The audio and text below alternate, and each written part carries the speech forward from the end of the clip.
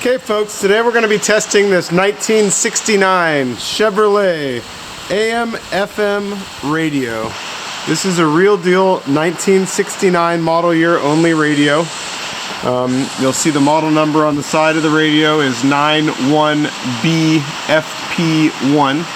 That shows that this is a 1969 Chevrolet model.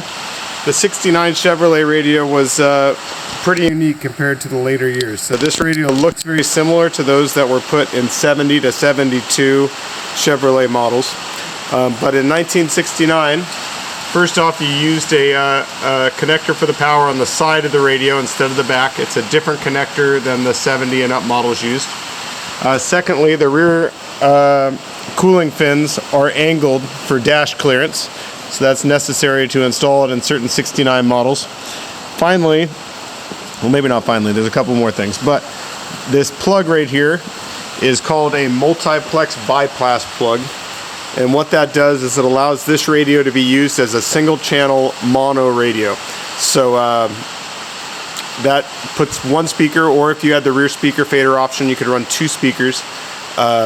If you remove that plug and you plug in what's called a stereo multiplex adapter, which was another factory option, it will turn this radio into a 4-channel stereo radio. Anyhow, finally, the other deal for 69 and 70 only used a green tinted numbers here. So the lens is green on the top and the numbers have like a green tint to them. They're not bright white. 1971 and later, they used a bright white number, and those graphics match what's on the dash. So 69 and 70, the gauges had that green tint to them, and then 71 and up, they had a white numbers. So if you have a 69 or 70, you definitely want this green tint to match the rest of the gauges. Anyway, we're going to be testing this today. A couple things. I live deep down in a valley here, so hopefully you can see if it ever adjusts. And due to that, the AM reception is really weak from about the center of the dial down. Secondly, you probably hear a bunch of what sounds like static in the background. It's raining here right now, and I'm in a steel building, so the tin roof just makes it sound like static. So that's what you're hearing there. We have it hooked up to a 12-volt power supply, the correct 8-ohm speaker, and an antenna, and we're going to test it. I tuned it into the first strong AM station that came in. It's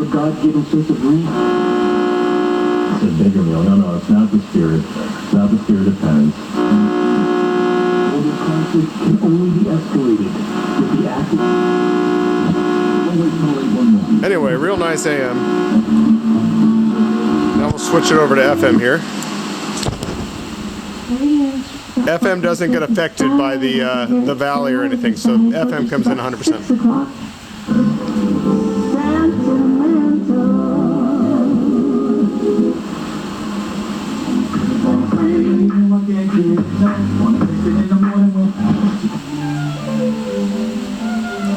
Show you there's no static when you adjust the volume.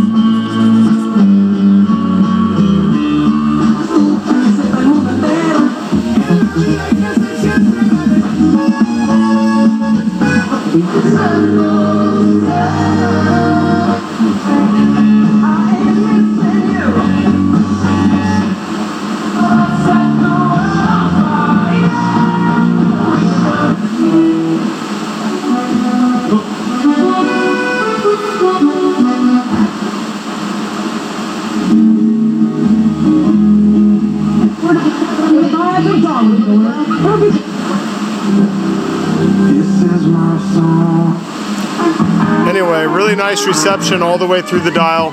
I'll show you all the push buttons work here. So I have them set up above each individual push button, as you can see.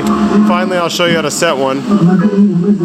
So we'll find a station we like. We just pull out any push button we like, push it back in, and then no matter where we go, we can go right back to where we were.